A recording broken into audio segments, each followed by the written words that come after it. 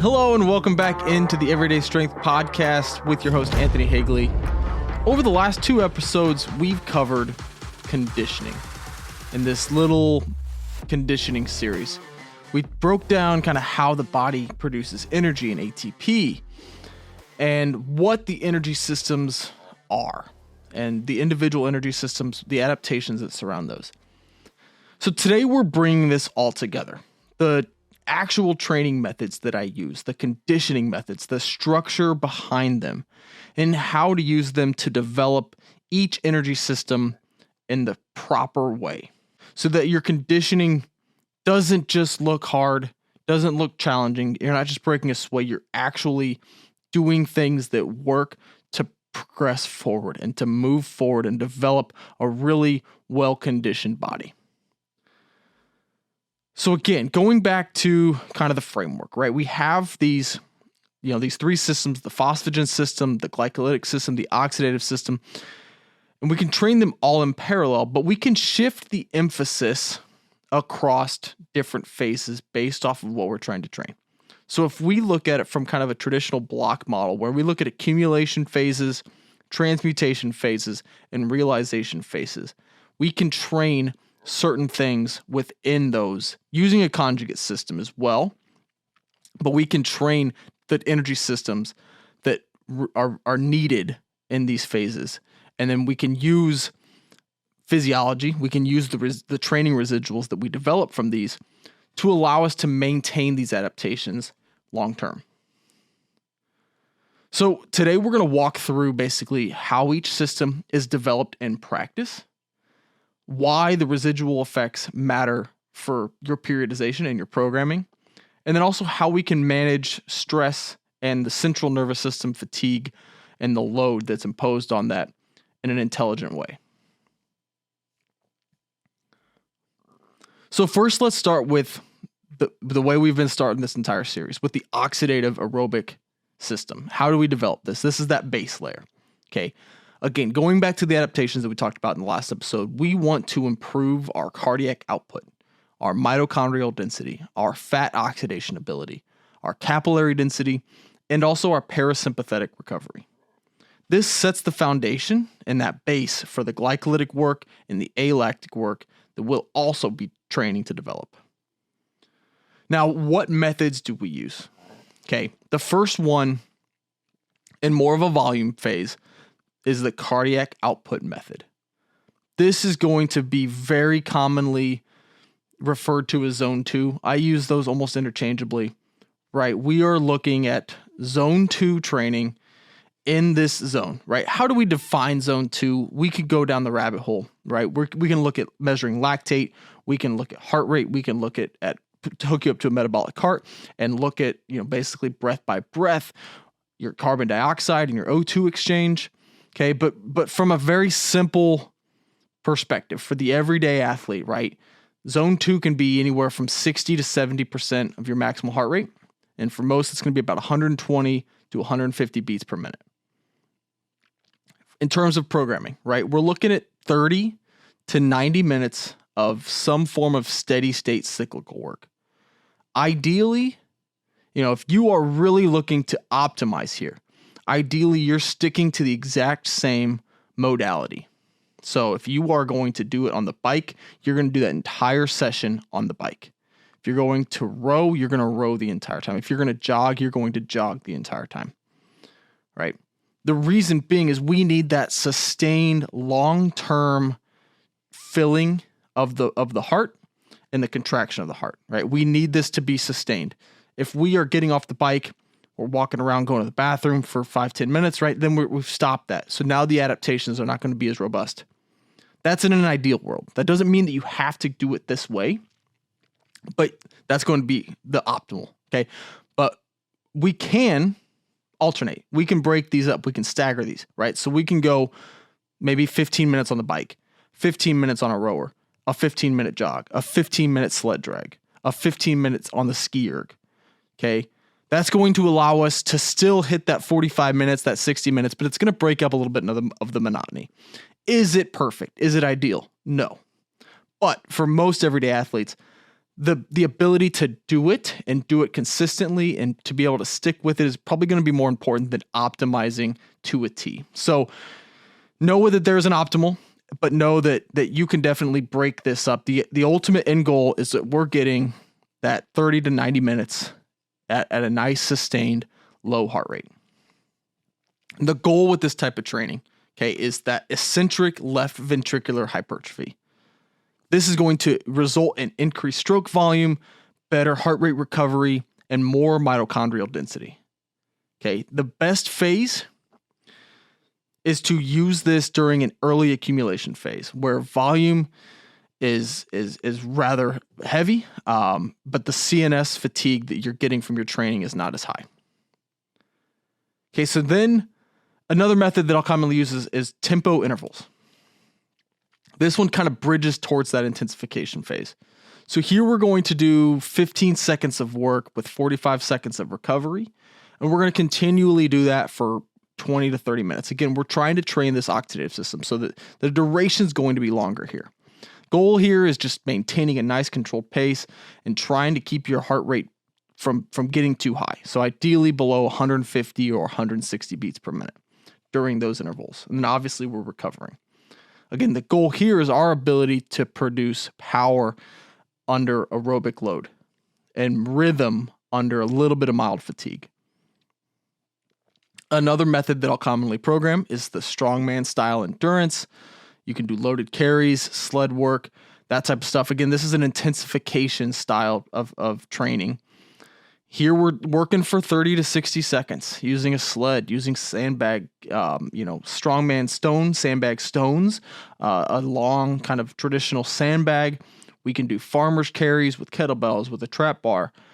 But we're working for about 30 to 60 seconds, resting about 90 to 120 seconds, and then go again.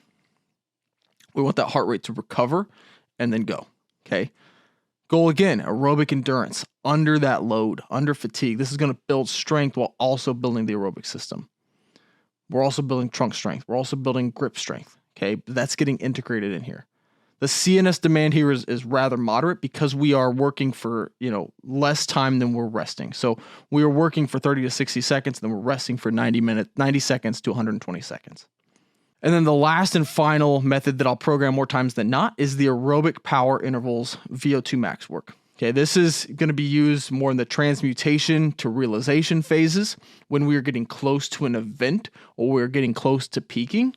Okay, here we're looking at a minute, maybe 2 minutes at 90 to 95% of your max heart rate.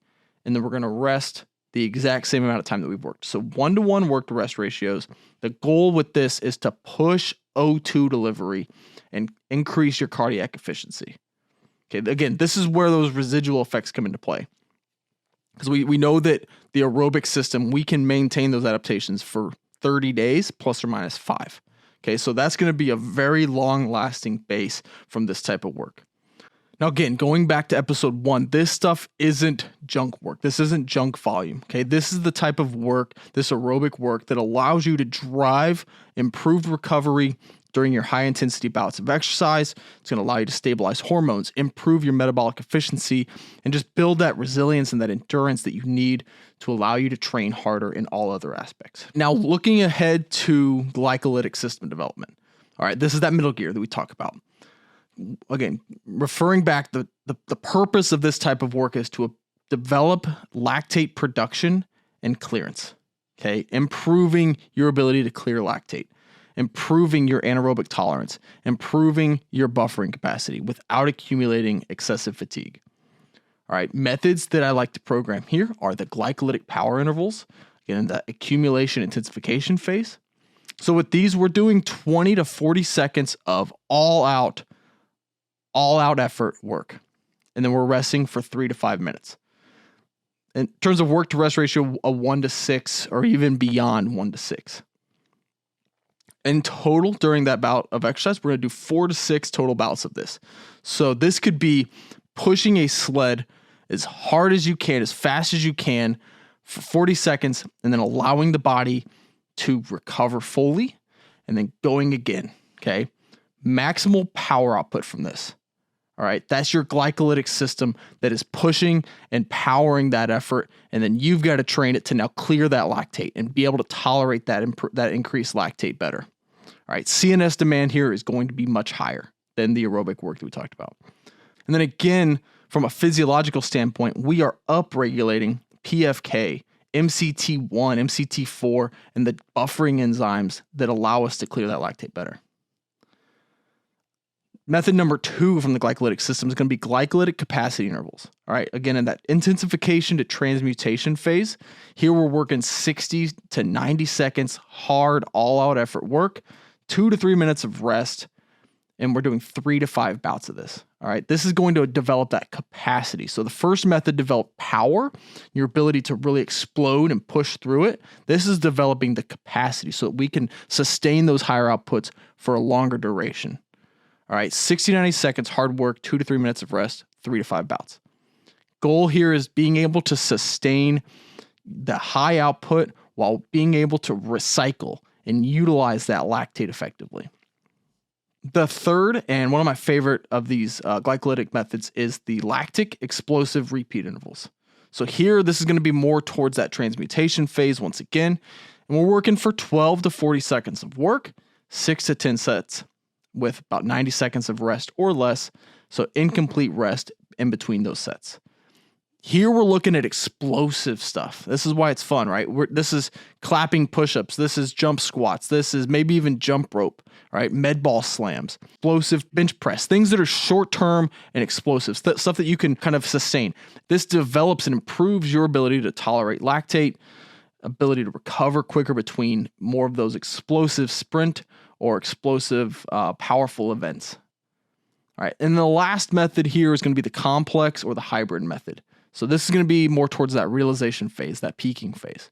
All right, we're looking at 2 to 3 minute circuits using sleds, thrusters, burpees, runs. Think more of like a CrossFit class, a high rocks event, something we're prepping for. Here we're blending glycolytic work and the aerobic stress in sport-specific context.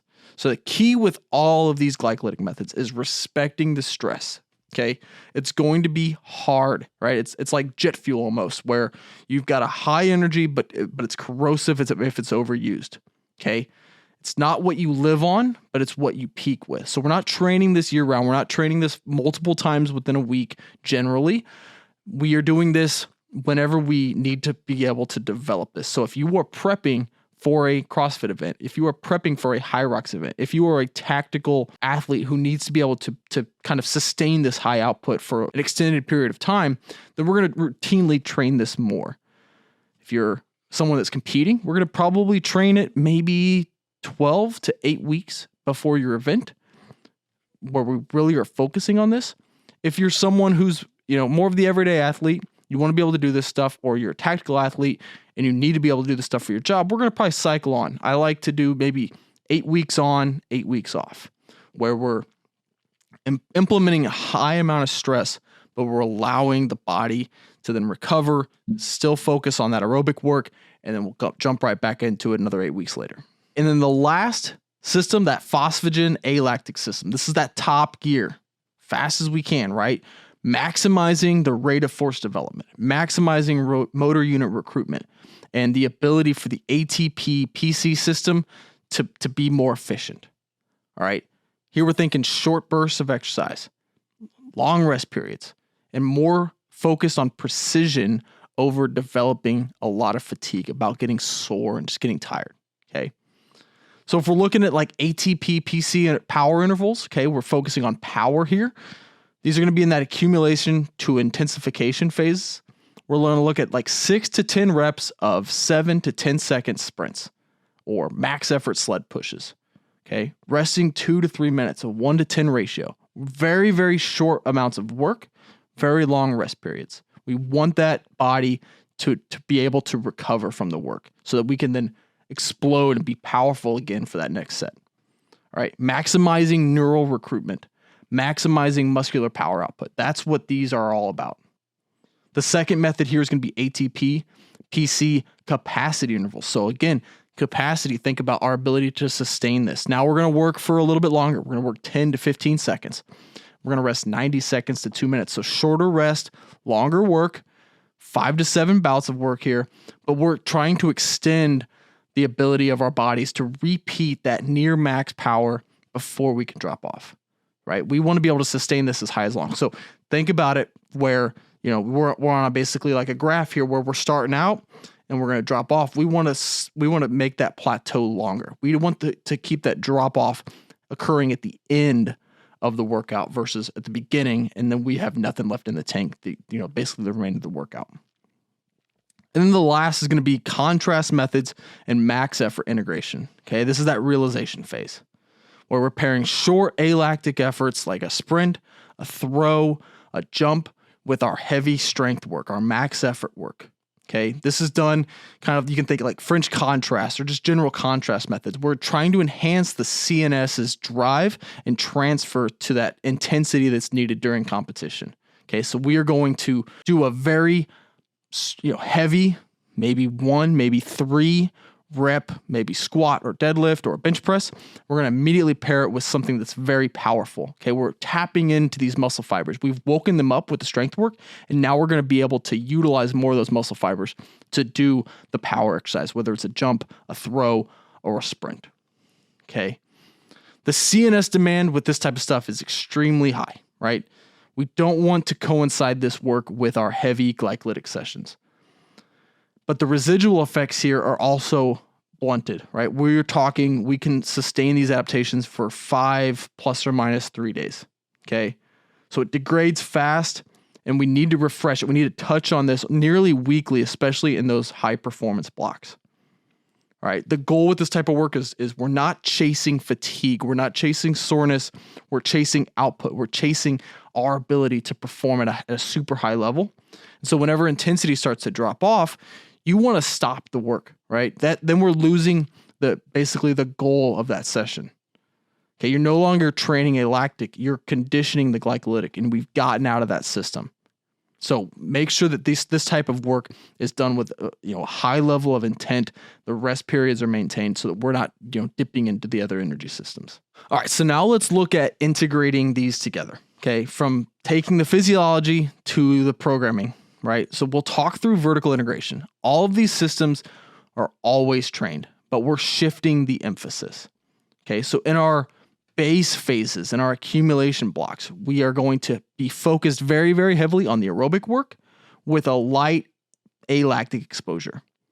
In our intensification phase, now we are building our aerobic maintenance and balancing that with improving the glycolytic capacity. Okay, so we've built that in the accumulation phase, we're maintaining it, and now we're going to start to dip into that glycolytic work. In our transmutation phases, now we are peaking the glycolytic, and we're starting to tap into more of that alactic power. And if we are tapering for an event where we're ready to peak, we are going to taper the glycolytic stress, sharpen the alactic power, and be able to restore that aerobic recovery. So we've trained these to then be able to use them in subsequent blocks. That's why this type of work is so important, and knowing these methods and using them effectively is so important. All right, we've talked a little bit about this, but think back to those residual training effects. Our aerobic endurance, that can last 30 days, right? A month, a whole month of, if we ceased training, we would still have those adaptations on board. Our anaerobic and glycolytic, though, a little bit shorter. Here we're talking maybe 2 to if you're lucky, 3 weeks of being able to sustain that. And that alactic speed, that top end, that's so neural, it can only last about 5 days. So we need to touch on that one more frequently. The implications here is we don't want to drop any one system entirely throughout the year or throughout our training, but we want to make sure that we're touching on them as needed, touching on them, like the aerobic and the alactic weekly, and the glycolytic maybe bi-weekly, or maybe taking entire months off and then coming back to it and training that again, because we can develop that fairly quickly, and it's not like we really truly need to have that developed all the time. So some other considerations here that really need to be talked about is the stress management and the central nervous system considerations, okay? Think through what stresses you out, right? We have so much stuff that's going on in our daily life. We have constant emails. We have kids at home that are constantly, screaming, want to watch a show, need to cook dinner. You got to, go pick up stuff at the grocery store. Car broke down. water pipe broke, whatever it may be, right? We're just constantly under a lot of stress. And so the aerobic work is very low from a central nervous system demand standpoint. This one we can touch on frequently, and this is actually going to improve our ability to tolerate that stress much better. The glycolytic work, a little more high CNS, okay? We don't want to touch on it more than maybe, mostly for most athletes, 1 time a week is probably enough. If we're going beyond that, we need to be a little bit more fit. We need to make sure that we are able to recover from that type of work and still be able to do the other things that we need to do. And then that alactic is highly neural. So we can separate it from heavy lifting, or we can do it early in the session to make sure that we are tapping into what we are trying to train before we get into that other work. All right. Again, conditioning isn't about just piling more and more on. Okay. It's not just doing more stuff. It's about being able to distribute that stress appropriately and effectively. So if everything is always high intensity, you're not going to be able to adapt anywhere else. So to wrap this up, just some final takeaways, some practical guidelines. The aerobic system, this is something that I program year round. Okay, I might take a session out a week. I might take it, or I might maybe shift the focus of the methods, but we're training the aerobic system year round. This restores, this protects, and it extends our performance and it extends our life and just makes us generally better outside of the gym. We're going to layer our glycolytic work strategically. Okay, we want short sessions, targeted blocks of work that's more focused to that glycolytic stuff. And we want to make sure that we're touching and refreshing that alactic power on a weekly basis. So little short-term exposures, but very high quality, very high intent work. We want to integrate these all through that conjugate style structure, not linear progression.